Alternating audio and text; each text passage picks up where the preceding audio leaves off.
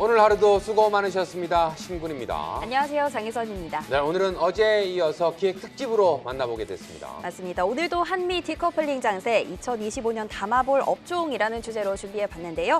화요일 이 시간 한국투자증권의 김대준 투자전략팀장과 함께하겠습니다. 어서 오세요. 네, 안녕하세요. 반갑습니다. 안녕하세요. 자, 팀장님, 어제보다는 그래도 분위기가 조금은 수월해졌다라는 생각이 좀 듭니다. 자, 어제까지만 하더라도 국내 시장 밸류상으로는 상당히 저평가, 쌓아 있다라는 생각과 동시에 현 상황을 본다면 이에 충돌이 좀 엇갈리면서 저는 솔직히 좀 걱정을 했지만 오늘 상승 흐름이 좀 강하게 나와 주었거든요. 그럼에도 불구하고 최근 국내 시장은 좀 부진하다라는 의견들이 많은데 근본적인 이유 어디에 있을까요? 네, 여러 가지 악재들이 많이 있습니다. 일반적으로 우리가 주식시장을 평가할 때 해외 변수, 매크로 환경이라든지요, 아니면 기업 실적, 증시의 수급 이런 것들을 다 지켜보는데 굉장히 부정적으로 이 방향이 흘러가고 있어요. 네. 일단 코스피하고 코스닥 같은 경우에는 단기적으로 봤을 때 이슈가 여러 가지 금주와 지난주에 변동성이 굉장히 컸는데요. 근데 연간으로 보게 되면 수치로도 굉장히 저조한 성과가 확인이 됩니다. 코스피 같은 경우에는 연초 대비해서 11%가 빠졌고요. 코스닥 같은 경우에는 소수점 첫째 자리까지 말씀드리면 27.6%가 빠졌어요. 근데 다른 나라들, 예를 들어서 미국의 나스닥은 30%가 올랐고 중국의 상해 종합 지수도 15% 가까이가 올랐는데 이렇게 나타났었던 한국이 약한 배경에는 아까도 말씀드렸지만 매크로 실적 그리고 수급이 있습니다. 일단 매크로 같은 경우에는 트럼프 이슈가 존재하고 있고요. 아무래도 트럼프 대통령 당선인이 앞으로 여러 가지 규제 정책을 쓸 텐데 특히 수출과 관련된 이슈가 굉장히 불거질 거예요. 네. 왜냐하면 트럼프 같은 경우에는 본인 스스로가 관세맨이라고 얘기를 하고 있잖아요. 그래서 이 관세가 굉장히 강하게 부과가 되면 수출 주도형 경제를 구축하고 있는 한국에는 굉장히 조금 안 좋을 수 있다라는 게 시장의 생각입니다. 네. 근데 실제로 숫자를 보게 되면 한국의 수출 증가율 같은 경우에는요. 지금 11월에 플러스 1.4%를 기록을 했어요. 근데 이게 7월 13%에서 4개월 연속 계속해서 증가세가 둔화가 된 것인데 지금 상황을 놓고 보게 되면 12월이나 내년 1월에는 마이너스가 될 수도 있다. 이렇게 보고 있고 네. 트럼프가 약간 여러 가지 장애 요인으로 된다면 수출 안 되겠네. 한국 좀 어려워지겠다. 이런 전망이 나올 수 있습니다. 근데 여기에다가 두 번째 요인은 실적도 굉장히 좀 어려워요. 지금 한국 시장이 계속해서 레벨이 낮아지고 있는 거는 삼성전자를 비롯한 기업의 실적이 악화가 되고 있기 때문입니다. 네네. 코스피 같은 경우에는 4분기 순이익이 지금 41.9조 원으로 예상이 되고 있는데 전기에 비해서 3분기에 비해서 14%가 조금 하향 조정된 수치고요. 그리고 삼성전자가 가장 화두인데 4분기 영업이익은요. 지금 시장에서는 한 9.7조 원 정도 나올 수 있다라고 예상을 하는데 아마 하향 조정될 거예요. 왜냐하면 3분기 실적이 원래는 10.7조 원이었는데 이게 9.1조 원으로 대폭 내려갔었거든요. 그러니까 삼성전자가 엔비디아에 들어가는 소식도 없는데 어떻게 이익이 늘어날 것인가 이런 우려가 발생할 수 있고요. 세 번째는 수급인데 주식시장에 돈이 없습니다. 네. 돈이 말랐어요. 왜냐하면 한국 시장 같은 경우에는 이제는 경쟁하는 시장이 많아졌어요. 미국 시장도 있고요. 가상자산도 있고 여러 가지 확산이 되고 있는 상황이고 외국인은 또 여기에다가 한국의 리스크를 보고 지금 15주 연속 19조 원을 그냥 때려놓고 있는 상황입니다. 그래서 지금 당장은 악재에 너무 노출되고 있기 때문에 한국 시장이 부진하다 이렇게 보고 있고요. 빠르게 이런 악재들이 좀 통과가 돼서 향후에 좀 개선될 수 있는 부분이 무엇일까 이런 것들을 고민을 해야 될 시점이라고 생각을 하고 있습니다. 방금 전에 국내 증시 부진의 이유로 또 수급을 짚어주셨는데 말씀하신 것처럼 이탈이 굉장히 심각했습니다. 특히나 외국인의 수급, 이게 좀 빠지면서 지수도 지수지만 삼성전자도 4만 원대까지 내려갔었고요. 외국인 이탈 현상의 구체적인 배경은 어떤 걸까요? 네, 일단 여러분들, 이 시청자분들이 다 보시고 계신 건데요. 첫 번째는 환율입니다. 환율이 너무 높아졌어요. 네. 환율이 1,400원, 1,400원을 넘었고 1,430원도 막 위쪽으로 간 상황이거든요. 이거는 글로벌 달러와 강세 요인도 있지만 한국 내부에 원화를 약세로 만드는 요인도 있습니다. 그러니까 이 원화가 약해질 때는 외국인 입장에서는 특정 국가에 투자를 할 때 그 주식의 가격만 보는 게 아니라 환변동도 같이 봐요. 그렇죠. 예, 왜냐하면 환차익, 환차손 이런 것들이 있기 때문에. 근데 지금은 외국인이 한국 원화에 대한 신뢰가 좀 약해지는 상황이기 때문에 한국 시장에 대해서 이걸 굳이 좀 지금 사야 되나? 이런 전망을 하고 있는 상황이고요. 또 이게 공교롭게도 외국인이 지금 적극적으로 주식을 못 산 이유가 이 한국의 거래제도 이슈가 좀 문제가 되고 있기 때문입니다. 네. 우리나라 사람들은요, 주식시장에 투자를 할 때 그냥 사고 싶은 종목 있으면 그냥 사면 돼요. 근데 외국인들은 살 때 항상 헤지를 합니다. 반대 포지션, 쇼 포지션을 잡거든요. 근데 지금은 그런 도구가 멈춰져 있는 상황이에요. 그게 공매도거든요. 그렇죠. 그래서 요게 없기 때문에 외국인 입장에서는 뭐 사거나 팔거나 이런 거 떠나서 약간 좀 한국 시장이 부진하고 실적도 악화가 되니까 일단 조금 정리를 하자. 이런 단계에 진입해 있다라고 보시면 좋을 것 같습니다. 방금 공매도 얘기를 잠깐 해 주셨는데 일단 내년 3월인가요? 일단 뭐 하겠다 말겠다 이런 얘기들이 많은데 공매도가 다시 재개가 된다면 외국인의 수급 조금이라도 나아질 수 있는 환경이 될까요? 네, 저는 굉장히 개선될 수 있다고 보고 있고요. 시장에서 약간 오해 같은 그런 오해의 소지가 있는 그런 여러 가지 해석들이 있는데 공매도라는 건 사실 단기적으로 변동성을 키우는 요인은 맞습니다. 근데 한국이 지금 공매도 금지를 한 게 역사적으로 한 4번 정도가 있거든요. 글로벌 금융위기, 유럽 재정위기, 코로나 이렇게 있는데 네. 사실 공매도를 금지를 했다가 재개를 한 다음에 6개월 뒤에 수익률을 보게 되면 코로나 때 빼놓고는 다 회복이 돼요. 왜냐하면 아까 제가 말씀드렸다시피 공매도 금지를 했다가 재개를 하게 되면서 그때는 한국 주식을 다시 사기도 하기 때문에 그게 단기적으로는 흔들림이 있더라도 더 적극적으로 살 수가 있다라고 보고 있고요. 현재 한국은 3월 30일을 기점으로 공매도를 아마 그러니까 금지를 없애버릴 겁니다. 재개를 할 거예요. 근데 네. 왜 그러냐면 우리나라 시장이 채권 시장은 선진국이 됐어요. 네네. 근데 한국 시장은 아직 선진국이 아닙니다. 그렇죠. MSCI 선진국 지수에 못 들어갔어요. 네. 근데 이거를 들어가기 위해서는 외환시장 오픈이라든지 외국인 등록제 뭐 이런 것들을 완화해 주는 부분 다 했지만 이 공매도라는 자유시장에 좀 반하는 정책이 있기 때문에 이걸 풀어줘야 한국이 선진시장에 들어갈 수 있는 여지가 생기고 외국인이 그때야 사게 될 것입니다. 네. 이렇게 외국인 수급을 좀 짚어주셨는데 오히려 지금 계엄 쇼크 이후로는 개인의 매도도 굉장히 강하게 나오고 있습니다. 뭐 지난 8월 급락장 때랑은 또 다른 스탠스를 보이고 있는 건데 오늘도 사실 개인의 매도세는 계속되는 와중에 오히려 외국인이랑 기관이 좀 받아준 건데 지금 뭐 해외 투자로 떠나는 개인들도 굉장히 많고 이 부분에 대해서 개인 수급 부분은 어떻게 보실까요? 네, 개인 투자자분들이 굉장히 좀 스마트해졌다. 이렇게 해석을 할 수가 있을 것 같아요. 그러니까 예전에는 8월 5일 날 서킷 브레이커 터졌을 때는 그때는 야, 이거는 진짜 외부 쇼크고 빨리 사가지고 이 단기 반등을 노리자 해가지고 사셨는데 지금은 애매한 거죠.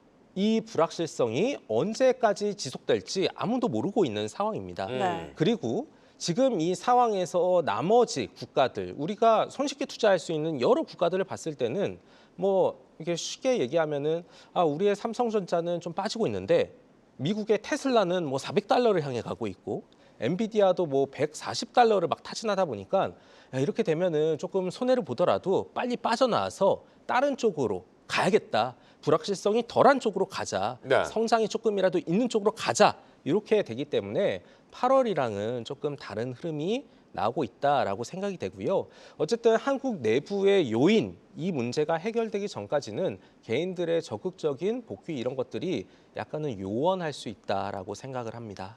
네. 자, 이제 또 업종 관련해서 이야기를 좀 나눠봐야 될 것 같습니다. 네. 최근 그럼에도 불구하고 트럼프 트레이드 관련된 업종들이 상당히 또 긍정적인 모습들을 보여줬었는데 최근 불거진 이슈를 통해서 조금 조정이 나오는 듯한 모습이 보여지고 있거든요. 관련해서는 어떻게 좀 보고 계실까요? 네, 길게 봤을 때는 트럼프 수혜주에 대해서는 우리가 분명히 봐야 될 업종이 맞습니다. 근데 이거를 꼽아 보면요, 한국 시장에서 아주 많은 건 아니고요, 한 몇 개 업종이 꼽혀요. 대표적으로 조선이 있고요, 그렇죠. 방산이 있고 바이오가 있고요. 그리고 여기에다가 트럼프긴 하지만 트럼프 내각에서 굉장히 목소리를 낼 수 있는 머스크 관련해서 이 업종도 있는데 뭐 로봇이나 자율주행, 뭐 우주 이런 것들이 될 겁니다. 네. 근데 이 안에서 될 것이 있고 안 될 것이 있어요. 그러니까 조선 같은 경우에는 저는 된다고 생각하고 있고요. 왜냐하면 조선은 미국의 조선 경쟁력이 약화가 되어 있기 때문에 결국에 이거를 다른 쪽에 아웃소싱을 주기 위해서는 한국하고 중국밖에 없어요. 근데 중국은 적국이잖아요. 네네. 그러니까 결국에 가성비가 좋은 한국한테 수주를 준다. 이것 때문에 이거는 좀 빠지더라도 사고 기다리면 된다 보는데요. 근데 문제는 방산이랑 바이오가 최근에 좋았다가 약해진 흐름입니다. 그렇죠. 왜냐하면 종전에 대한 이슈가 터졌기 때문에 방산이 약화가 됐고요. 바이오도 좋았다가 얼마 전에 이 바이든 행정부가 생물보안법이라고 하는 법안에서 생물보안법을 이 국방수권법에서 뺐어요. 네네. 이걸 빼게 되면 원래는 여기에서는 중국의 우시바이오 같은 이 CDMO 쪽을 이용한 건데 생물보안법을 통과를 하면 중국이 배제가 되고 한국이 들어간다 이런 전망이었는데 이게 되돌려진 거예요. 그래서 바이오도 약간 조금 약화가 될 수 있다 이렇게 보고 있고요. 근데 머스크는 어쨌든 계속해서 이 규제 완화 그리고 효율을 추구하는 사람이기 때문에 로봇이나 우주, 자율주행 이런 것들은 그래도 계속해서 성장할 수 있는 계기가 있다라고 보고 있습니다. 이렇게 해서 업종을 좀 짚어주셨는데 현재 시장에서 또 굉장히 핫한 부분이 AI이지 않습니까? 네. 뭐 챗GPT 출시 이후로 정말 AI 열풍이 불고 있는데 올해는 좀 엔비디아를 중심으로 AI 하드웨어, AI 반도체 쪽이 좀 시장을 주도했다면 2025년에도 이런 흐름이 좀 이어질지 아니면 뭐 소프트웨어나 드론이나 사실 연계된 업종 등이 굉장히 많잖아요. 어떤 쪽으로 좀 보고 계실까요? 네, 일단 AI 소프트웨어가 살아날 수 있다라고 저는 생각을 하고 있고요. 이 우리 투자분들도 뭐 미국이 됐던 한국이 됐던 AI와 관련된 산업을 굉장히 주목해야 된다라고 보고 있습니다. 뭐 한국에서 AI 관련된 업종이 뭐가 있냐 이렇게 봤을 때는 사실 그닥 많진 않아요. 네. 뭐 하드웨어나 부품 이런 것들이 있고요. 뭐 굳이 소프트웨어를 따지자면 네이버 같은 경우가 있습니다. 그러니까 저는 네이버도 좀 많이 사용하는 편이에요. 네. 뭐 네이버가 챗GPT나 뭐 퍼플렉시티나 이런 기능이 있는 건 아니지만 이 네이버에서 그 핸드폰 네이버를 켜고 이렇게 막 회의를 할 때 그 음성을 인식해 갖고 문자로 바꿔주는 그런 AI 서비스가 있거든요. 제가 지금 딱 정확하게 기억이 안 나는데 그렇게 굉장히 활성화가 될 수 있습니다. 그리고 미국에서도 엔비디아를 통해 가지고 AI를 활성화시킬 수 있는 인프라는 만들어 놨어요. 이제는 그 기술을 많이 활용을 해야 되는데 사실 AI에 대규모로 투자가 됐기 때문에요. 이게 내년에 사업성, 특히 수익성을 확보하지 못한다면 네. 미국도 아마 큰 혼란이 있을 수가 있습니다.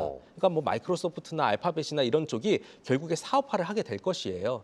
근데 기존에는 B2B 굉장히 제한적인 상황이었다면 내년에는 저는 B2C로 확산이 될 수 있다고 봅니다. 그러니까 우리가 다 그 부분을 쓰는 거예요. 그리고 거기에서는 새로운 도구가 필요한데 아마도 애플의 아이폰이 굉장히 큰 역할을 할 수 있다라고 보고 있습니다. 아이폰이 나오는 게 출시되는 게 9월인데 어떻게 그렇게 되냐라고 하실 수가 있어요. 네네. 근데 아이폰 이제 9월에 아이폰에 대한 이 오픈하기 전에 6월에 개발자 회의할 때 그때 여러 가지 소프트웨어도 얘기하고요. 3월에 이제 SE 모델 얘기할 때도 그런 이슈가 있을 것이기 때문에 이 B2B에서 B2C로 확산이 되고 AI가 늘어나면 산업은 분명히 성장한다라고 생각을 합니다. 그래서 적극적으로 좀 지켜보셔야 된다라고 보고 있습니다. 근데 저는 솔직히 하나 궁금했던 점이 어제도 물론 비슷한 이야기가 좀 있었지만 네. 우리가 예전만 하더라도 AI 하면 반도체, 그렇죠. 반도체 하면 AI다 이렇게 또 저기를 내린 분들이 상당히 많이 있었거든요.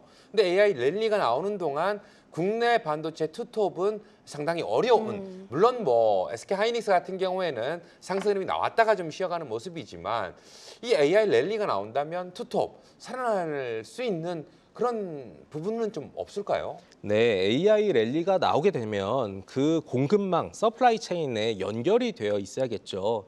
우리가 뭐 얘기하는 걸로는 이런 말이 있습니다. 잘 모르겠으면 대장주를 사고 그 대장주를 따라가는 것들을 봐야 된다라고 보는데 네. 결국에 대장은 엔비디아라는 확실한 형님이 있잖아요. 그런데 여기에 연결되어 있는 한국의 부품사는 SK 하이닉스가 맞습니다. 네네. 결국에 이 GPU 옆에는 HBM이 들어가 있기 때문에 HBM을 굉장히 원활하고 가성비 좋게 공급을 할 수 있는 업체 단위 수혜를 받을 것이고요. 한국의 대표적인 두 업체가 있는데 한쪽은 이미 연결이 되어 있고요. 한쪽은 노력을 하지만 아직 소식이 잘 안 나오고 있는 상황입니다. 네. 그렇다면 연결이 되어 있는 쪽에 가격이 빠질 때, 싸질 때는 한국 주식에 투자를 한다면 좀 사놓는 것도 괜찮다라고 보는 거죠. 네.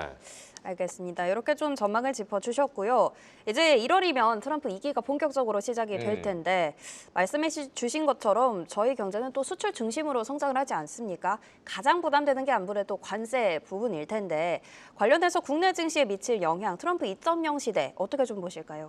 네, 트럼프 2.0 시대는요, 한국 증시 입장에서 그리고 한국 경제 입장에서는 굉장히 어려움이 많을 상황이 많이 나올 겁니다. 근데 여기에서도 또 기업들 그리고 정부의 여러 가지 정책들이 이 어려운 환경을 잘 넘어갈 수 있게끔 지원을 해줄 수도 있어요.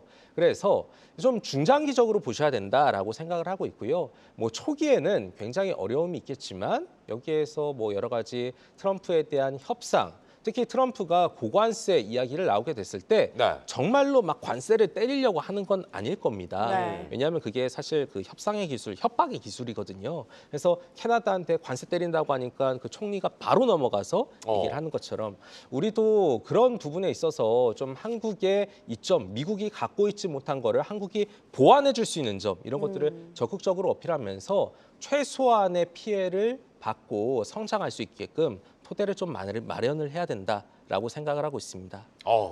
자, 일단 뭐 잠시 후에 내년 전망을 좀 물어보기로 하고 네. 지금은 정말 많은 분들이 궁금해하는 것 중에 하나가 오늘의 상승 흐름이 좀 이어질 것이냐라는 그렇죠. 부분 같아요.